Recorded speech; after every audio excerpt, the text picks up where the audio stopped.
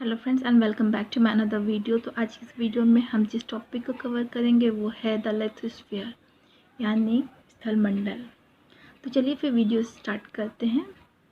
It is the general term for the entire solid earth realm that is the crust.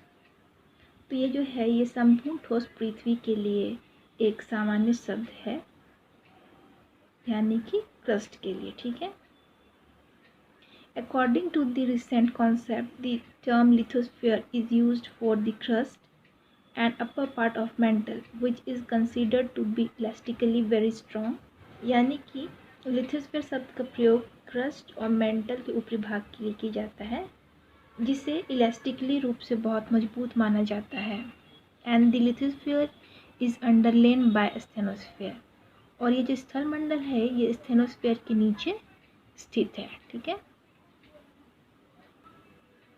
As per the estimations made by Clark and Washington, the lithosphere consists of 95% igneous rocks, 4% shale, and 0.75% sandstone and 0.25% limestone, the metamorphic rocks being altered equivalents of one or other of these rocks.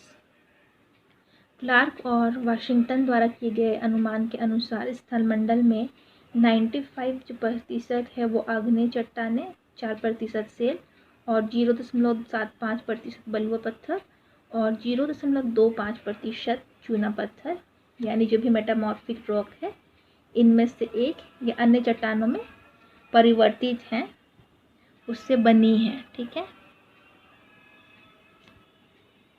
Chemical composition of the lithosphere. तो lithosphere का जो chemical composition है वो कैसा है देख लेते हैं। It has been observed that while the continents are distantly shearing the ocean floor represent the upper sima and distinctly basic in nature. तो यह देखा गया है कि महाद्वीप जो है स्पष्ट रूप से क्या है, शियरलिक है नेचर, ठीक है। तो नेचर जो है वो शियरलिक है, लेकिन जो समुद्र तल है वो क्या करता है, वो अपर साइमा को रिप्रेजेंट करता है। And the following is the composition in terms of elements by weight as given by Clark and Washington. तो निम्नलिखित तत्वों के संदर्भ में वजन के अनुसार जो संरचना है उसका जो क्लार्क और वाशिंगटन के द्वारा दिया गया है वो इस प्रकार है। यानी इसका कंपोजिशन जो है, जो लिथोस्फीयर का जो कंपोजिशन है क्लार्क और वाशिंगटन के अनुसार उनके वेट के अनुसार जो उसका उन्होंने बताया है कंपोजिशन वो इस प्रकार है। ऑक्सीजन 46.71%, सिलिकॉन 27.69%,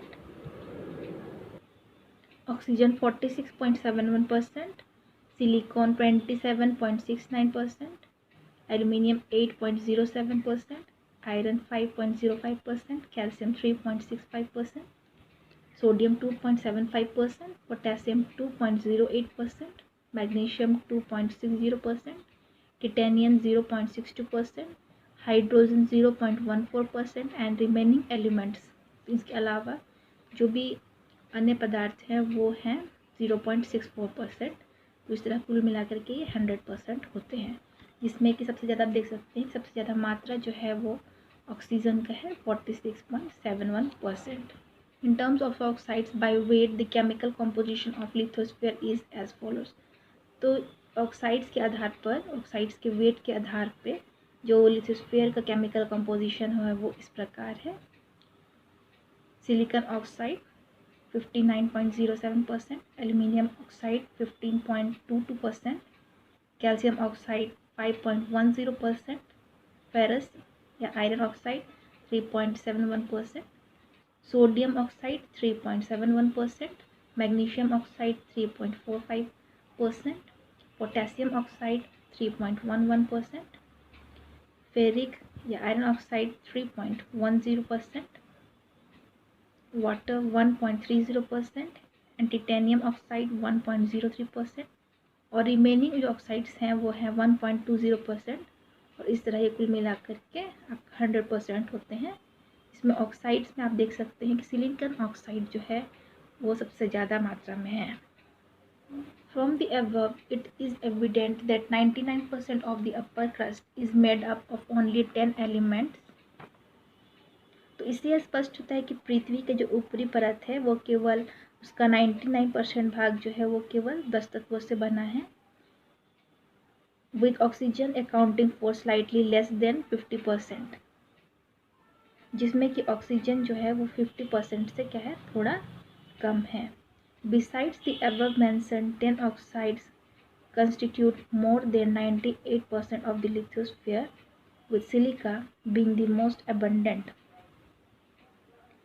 और इसके अलावा जो 10 ऑक्साइड्स हैं वो स्थलमंडल के 98% से अधिक का निर्माण करते हैं, और जिनमें सबसे अधिक क्या है, सिलिका जो है प्रचुर मात्रा में. जब भी हमने देखा कौन कौन से ऑक्साइड्स में सबसे ज़्यादा क्या है, सिलिका है.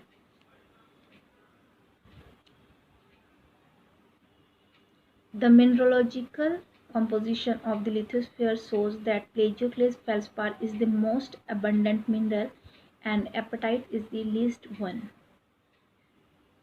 तो मिनरोलॉजिकल कंपोजिशन के आधार पर या स्थलमंडल के खनिज संरचना के आधार पर यह पता चलता है कि प्लेजियोक्लेस फेल्डस्पार जो है वो सबसे अधिक या सबसे प्रचुर मात्रा में पाए जाने वाला खनिज है, और एपेटाइट जो है वो सबसे कम मात्रा में पाए जाने वाला खनिज है. The estimate as given by Clark and Washington is as follows. तो जैसा कि क्लार्क और वाशिंगटन द्वारा दिया गया अनुमान है वो इस प्रकार है. Quartz 11% by volume, alkali feldspar 16% by volume, plagioclase feldspar andesine 47%, amphibolite and biotite 20%, magnetite 5%, apatite 1%. तो इस तरह कुल मिला करके ये कितने होते हैं, 100%. ये इसका मिनरोलॉजिकल कंपोजिशन. अभी तक हमने जो देखा था ऊपर वो उसका केमिकल कंपोजिशन था. यहाँ पे आप मिनरोलॉजिकल कंपोजिशन देख पाते हैं. इसमें प्लेजियोक्लेस फेल्डस्पार की मात्रा सबसे ज़्यादा है 47%, और एपेटाइट यहाँ पे सबसे कम है 1% तक. ठीक है. The above analysis gives only the average mineralogical composition of the lithosphere. तो उपरोक्त जो विश्लेषण है वो केवल स्थलमंडल के औसत खनिज संरचना के बारे में बताता है, but it does not in any way represent the composition of the earth as a whole or even the crust as a whole. लेकिन ये कहीं भी संपूर्ण पृथ्वी या यहाँ तक कि संपूर्ण जो क्रस्ट है यानी ऊपर पट्टी है उसको ये उसको कंपोजिशन को ये रिप्रेजेंट नहीं करते हैं या उसको कंपोजिशन को ये प्रतिनिधित्व नहीं करते हैं. ये सिर्फ लिथोस्फीयर के जो एवरेज मिनरोलॉजिकल कंपोजिशन है उसी को रिप्रेजेंट कर रहे हैं. तो आज की वीडियो में हमने देखा कि लिथोस्फीयर क्या है, कंपोजिशन को भी देखा, कौन कौन से 10 एलिमेंट्स हमारे अपर क्रस्ट का निर्माण हुआ है और कौन से 10 ऑक्साइड्स हैं जिनकी वजह से जो है हमारा लिथोस्फीयर बना है, और इसके मिनरोलॉजिकल कंपोजिशन भी हमने देखा लिथोस्फीयर का. रात में हमने ये भी देखा कि मिनरोलॉजिकल कंपोजिशन है ये सिर्फ लिथोस्फीयर के औसत खनिज मात्रा का प्रतिनिधित्व करते हैं, लेकिन वह पूरा अर्थ का या क्रस्ट के बारे में इससे हमें पता नहीं चलता है कि उसका कंपोजिशन क्या है. तो आई होप कि आपको वीडियो अच्छा लगा, समझ में आया होगा. वीडियो अच्छा लगा, समझ में आया है, मेरे वीडियो को लाइक, शेयर और सब्सक्राइब करें, और साथ ही बेल आइकन को प्रेस करें ताकि जब भी मैं कोई नई वीडियो बनाऊँ इसका नोटिफिकेशन आपको सबसे पहले मिल सके. Thank you.